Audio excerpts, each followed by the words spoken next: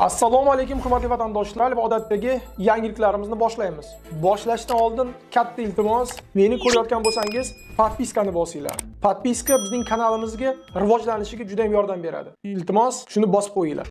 Moskva hamda Moskva oblasti va Sankt-Peterburgdagi hamyurtlarimizga 10 yillik stajiga ega ishonchli dokument xizmatlarini taklif qilamiz. Registratsiya va uni продление qilish, трудовой договор, уведомление, spravkalar, проверка bazalar xizmatlari mavjud. Muhim eslatma, Amina ilovasi to'liq ishlamaganligi sababli registratsiya qilmaganlar zudlik bilan ushbu xizmatdan foydalaning.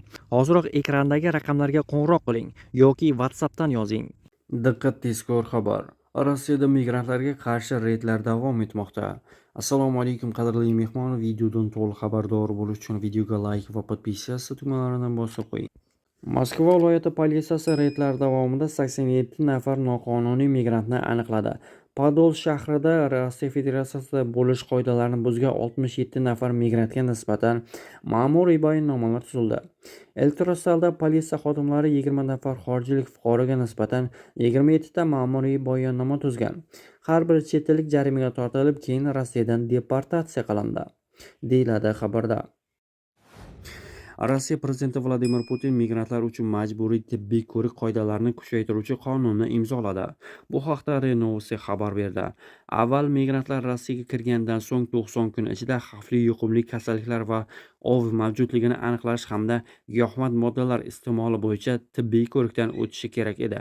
Yangi qonunga ko'ra bu muddat 30 kungacha qisqartirildi.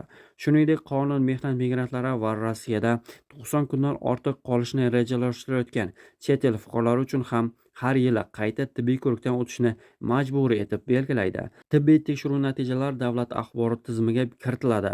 Agar giyohvand moddalar iste'moli xavfli yuqumli kasalliklar yoki OIV aniqlansa, bu haqidagi ma'lumotlar avtomatik ravishda Rossiya Ichki ishlar vazirligiga yuboriladi. Tibbiy ko'rik xarajatlari migrantlarning o'zi yoki ularning ish beruvchilari tomonidan qoplanadi. Bundan tashqari, bunday tekshiruvlarni faqat davlat tomonidan vakolat berilgan tashkilotlar o'tkazishi mumkin. Qo'shimcha qilinishicha, qonun 2026-yil 1-sentyabrdan kuchga kiradi. Shuningdek, Putin tibbiy ko'rikdan o'tishni rad etgan yoki undan bo'yin tovlagan migrantlarga nisbatan 25 ming rubldan 50 ming rublgacha jarima solish hamda ularni mamlakatdan chiqarib yuborish imkoniyatini nazarda tutuvchi qonunni ham imzolagan. Tibbiy tekshiruv qoidalarini buzganlik uchun fuqarolarga 25 ming rubldan 100 ming rublgacha, mansabdor shaxslarga 100 ming rubldan 200 ming rublgacha, yuridik shaxslarga esa 300 ming rubldan 1 million rublgacha jarima qo'llaniladi. MDHga a'zo davlatlar bojxona xizmatlari tranzit tashuvlarini soddalashtirish bo'yicha o'zaro anglashuv memorandumini imzoladi. Bu haqda Sputnik KZ xabar berdi. Ma'lum qilishicha, ushbu hujjat MDH davlatlari bojxona xizmatlari rahbarlarining kengashi 82-yig'ilishi doirasida imzolangan. Shuningdek, memorandum MDH davlatlarining chegara o'tkazish punktidagi infratuzilma loyihalari bo'yicha axborot almashuvini yo'lga qo'yishga ham imkoniyat berishi qayd etilgan. O'zbekiston Prezidenti Shavkat Mirziyoyev Rossiya Federatsiyasi Prezidenti Vladimir Putinni mamlakatning milliy bayrami Rossiya kuni bilan samimiy muborakbod etdi. Maktubda ushbu sana rus xalqining boy ma'naviy merosi hamda har tomonlama taraqqiyot sari intilishi aks ettirilishi ta'kidlangan. Shuningdek, tabrik xatida bugun mamlakatlar o'rtasidagi ikki tomonlama aloqalar izchil kengayib, hududlararo gumanitar hamkorlik yangi surat kasb etayotgani qayd etilgan. Yaqinda Sankt-Peterburg shahrida o'tgan oliy darajadagi muzokaralar ikki davlat o'rtasidagi an'anaviy do'stlikni yana ham bir bor tasdiqlagani bildirilgan.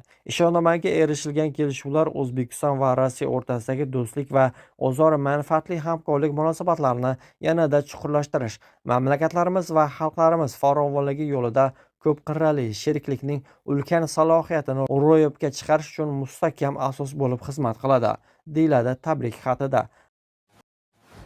Mehribonlik uyida tarbiyalangan gulistonlik Hasan maktabni bitirgach, O'zbekistonda qurilish ishlarida mehnat qilib yuradi. Ishidan qoniqmay Rossiyaga, Rostovga yo'l oladi. U yerda ham o'zi bilgan qurilish sohalarida ishlaydi. Biroq mo'may pul topish ilinjida giyohvandlik moddalari sohasiga aralashib qoladi va qo'lga tushadi. Rostov sudi Hasanga 12,5 yilga ozodlikdan mahrum qilish jazosini tayinlaydi.